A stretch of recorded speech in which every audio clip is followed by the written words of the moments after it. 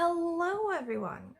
Welcome to the third day of the stay home reading rush.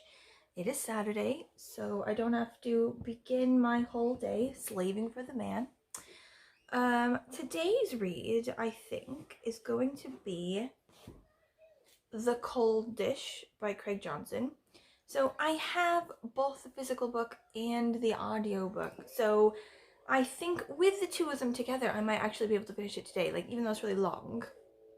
I've got pretty intensely into it just in the audiobook part, and I reckon, with audiobooks around and nothing else to do, I've gotten through a pretty hefty audiobook in a day, so we'll see.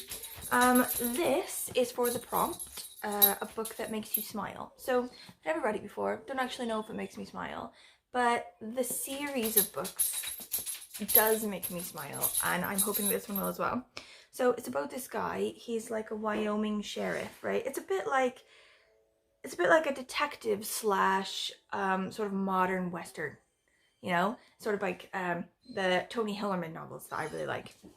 So this guy, he's a sheriff in Wyoming, and he's always got really like Wyoming-y cases to do, and the settings are really Wyoming-y, like really snowy, or just like vast open sky landscapes, and lots of cowboys and Native Americans just sort of play into all the characters.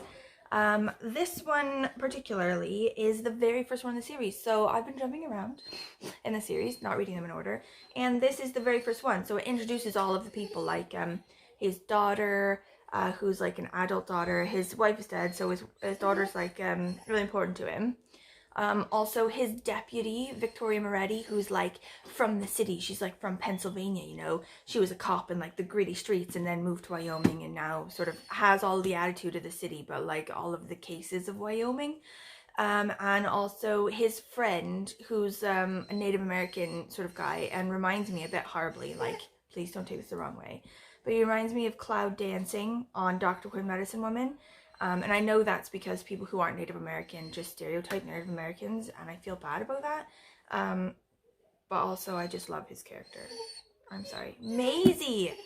Dear God, I know that you haven't gone for a walk, okay? I know. Okay? Nothing I can do about it, because Daddy's gonna take you. He's gonna take you after he's showered. Yeah? He's gonna take you, I promise. But you've gotta leave me alone. Yeah, okay. Anyway, so this particular book deals with a case where they found a body in like a sheep field or something like that, and it turns out that the sheriff remembers him from when he was in high school ages ago, where he was part of like a gang rape of like a girl with fetal alcohol syndrome, which is horrible. But now he sort of shows up dead, and it's turning out that the sheriff believes that it's all part of like a sort of vengeance thing from there. So somebody for some reason is hunting down these boys. So it's really good so far. I've also got this situation going for today. I can't really see myself moving from here anytime soon. Got quite a strong coffee and quite a dirty mug as well. I think I'm set. Lol, they're on about like sheriff elections in the county that he's the sheriff of and how he got to be elected. Like the sheriff before him sort of engineered a soft changeover where he ran against this guy. So like the guy that was going out, and everyone knew that he was going out and didn't want to be the sheriff anymore and wanted to retire and wanted to hand it over to Walt Longmire. Nobody voted for him. They all voted for Walt Longmire, and this sort of old guy was just running against him so that no one else could run against him. Like, if that ain't the sort of old West corruption I love, then what is? Okay, so I'm listening to this book and they're talking about Victoria Moretti, this like sort of hardcore city cop or whatever, and it sort of made me think about someone who was on Come Dine With Me yesterday, which then made me think about loads of other things to do with Come Dine With Me, and I feel like there's nothing else to do but share our weird quarantine thoughts. So hear me out, stick with me here. Like anyone who lives in the UK will know of Come Dine With Me. Anyone outside of the UK, you're missing out. But listen, okay, it's a show where everyone, it's like 5 people, or 4 people, no, it's 5 people. Each person has a night hosting a dinner party with all the other ones, And then at the end of the night, they all vote for, like, out of 10, how they felt that night was. And each person is trying to win. Like, they're supposed to be hosting the best dinner party with, like, food, like a 3-course meal, and sort of like a starter, a main, a dessert, I think, and then sort of entertainment, you know, and like also their house and also their personality and how they sort of, you know, socialize with their guests and make them feel at home and have drinks and everything like that. So then they get voted. And they always throw in like a couple crazy people, because obviously if you have like super normal people at a dinner party, it's going to be the worst television. So they got to throw in people who are like intentionally rude, you know, like this kind of person, or someone who's really brash and outlandish, or various people who they know aren't going to get on, you know, like someone who's like really, really liberal politically and someone who's really, really conservative politically, and then just put them in a room so they can fight. Anyway, you've got to come up with your own menu, right? When you're deciding on your dinner party, so you submit what you were going to make for them and like the night that you're going to have. So I always end up thinking about what my night would be, you know? So my house is quite small, but it's the UK. Everyone's house is quite small, so I don't think it'll be a problem. I have like an open plan front room, so it's enough room for everyone to have a chair. I think I'd have like a bit of a Tex-Mex cowboy night. Like, hear me out, okay? It sounds a bit cheesy and hokey, but I reckon it'll be fun as shit. So my favorite food is burritos, right? Maisie, I swear to God, I will give you back to the circus we got you from. The walking is coming. Oh my God. Hours and hours of this now. This is just ridiculous. Go Bug Daddy. Go Bug Daddy. I don't know what he's doing up there. Right, so my starter could be something like sourdough bread and like butter and a bit of cheese and sort of like various things to put on the bread, you know, like chutneys or whatever. Or it could be like, you know, your standard chips and salsa, but like with a spin, you know, like with better salsa. I could make the salsa. You'd always make the salsa. Like they always have this thing on the show where they're like, well, did you buy this phyllo pastry? You know, and they're like, of course you bought the phyllo pastry. What are you gonna like spend hours and hours in your kitchen making phyllo pastry? But anyway, and then the main would be like, people sort of have a problem with having to make their own, wouldn't they? So if I had like a spread of a bunch of different things to put on your burrito, people would be like, oh, I just make this myself. But I also feel like it could be a bit fun, you know? We could have like a thing down the table or like a line down the counter or whatever of all the different things you can put in it.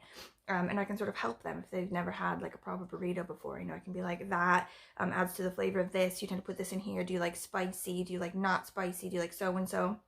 And then like tell them to like put it in a line. I could like do my first, you know, it'd be like part of the entertainment and education and proper burrito building, and then proper burrito rolling as well, because the burrito rolling I've seen in the UK is just horrendous and disgraceful. The dessert section could also be a bit like entertainment, in that we could all go into the backyard. I've always wanted to get like one of those warm fire pits, you know, back there. I could put a couple chairs around this like warm fire pit, and we could like roast things over the fire pit and make s'mores, you know, like camping out, outdoor, like cowboy stuff. You do like, you put the marshmallow on the stick and then you do that, and then you put it on the chocolate with like the graham crackers in between, just in case you are not American, do not know what a s'more is. You are missing out. But yeah, I reckon that could be my night, and then I wouldn't have to come up with like alternative entertainment, because the entertainment could be like the various making of the meals and sort of the tutelage that goes behind learning how to make a proper burrito. Also, I could have like a fancy dress theme night. Like, it's not everyone that does it, but various people tend to do it, where you come dressed up as something.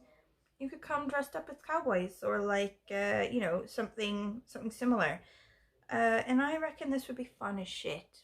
Like, what do you guys reckon? Does anybody do this? Like, anyone in the UK has seen the show. Has anyone ever sat down and thought, if I was on Come Dine With Me, what would my menu and my night be like? Anyway. Yeah, you're chill now, aren't you, you little shit? Look at you. Just calm. Sleeping. What? Am I annoying you? Am I annoying you? Jerk. Okay, well, I was listening to my audiobook on my phone. My phone pinged for a new email, and it was like an Amazon confirmation. So like my parents and I share an Amazon Prime. Like I say share, but it's their Amazon Prime and I just use it. So like I'm hooked up to the email for it and like everything like that. And like basically they have an Amazon and an Amazon UK Prime. So they obviously only have the Amazon UK Prime for me.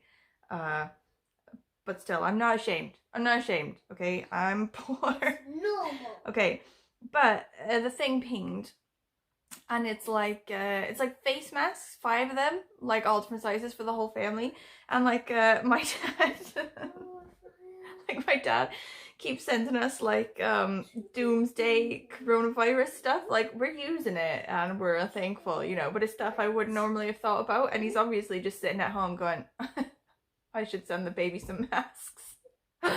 Like he sent us an oximeter, you know, to check like the oxygen level in your blood, just in case like all these people who are dying of the virus whose oxygen levels drop before they realize that they're in like, you know, serious condition with the virus. Yeah, it sent us a thermometer because I said that the one that we had, we couldn't figure out how to work it, and also we couldn't find any in the stores.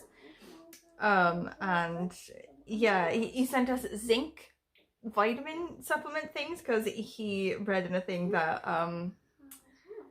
zinc builds like your body's ability to like fight off viruses and stuff. I don't know. Anyway, like he's like a sort of retired army special forces guy, and he obviously like you know, is prepared for the world in crisis. So he's like just sitting at home going, yeah, I should I should shore up on my food stores and stuff anyway. And it's like the stuff, like everything that sort of shows up to my house.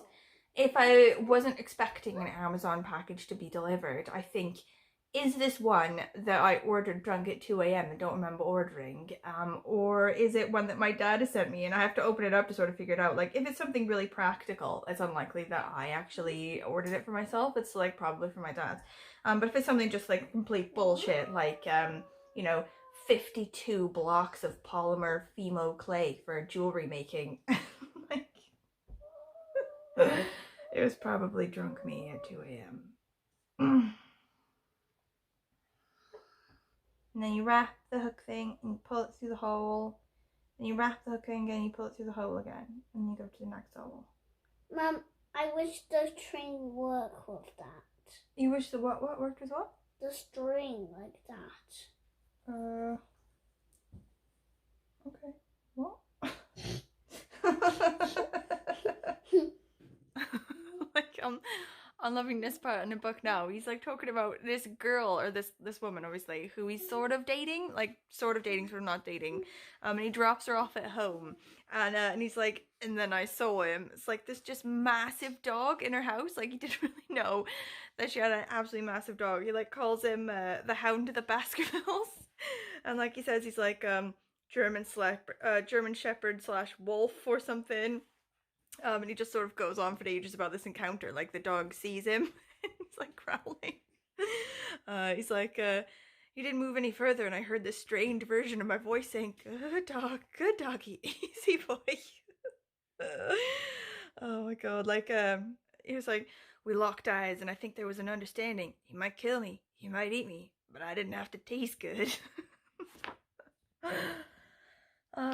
Yeah, okay, I was worried, you know, the prompt for today was a book that will make you smile, and I was, you know, I was going with one I hadn't read before, so I didn't know, but this one's good, guys. I did it. It's a success.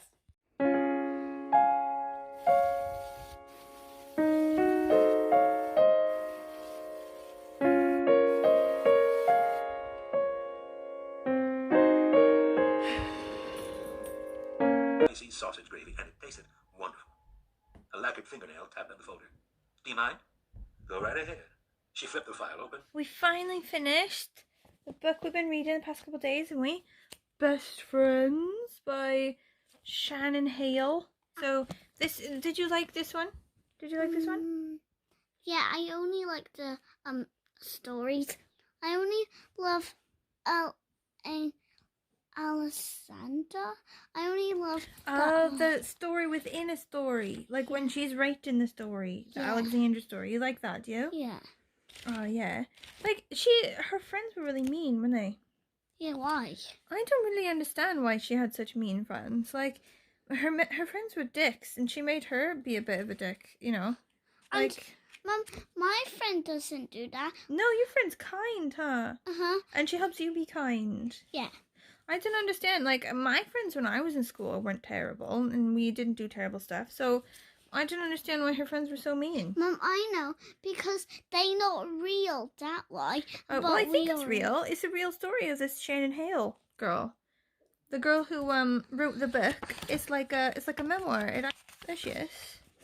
See? Where? Who? That girl. Which one? Her. Oh. That's her in 6th grade. That's her with, you know, the age of her terrible friends. And I don't really understand why it was like that.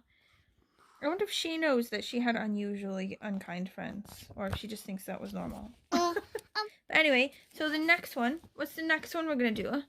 So starting from tomorrow. Are we reading... Rover wants to be in it. Rover. Are we reading this one next? Bad guys. Oh, I thought that was the yellow one. I thought there was this one. Now that one's the one after this one. Right, so also on a different reading note, I've been reading The Cold Dish all day, and I'm not doing too bad. I'm very near the end, like, ish. Yeah, so I reckon I can get this sorted by tonight, or at least sort of tomorrow morning or so, and then I can start the next one. What do you reckon? It is good. It's so good. I love books like this. Can't believe They've had a bit of action so far. Like, the Sheriff Longmire had to at one point suspect his best friend had been doing stuff and like trying to get revenge for his family member. Loads of suspense. Yeah, we're doing good. Guys, I found the show. Yes.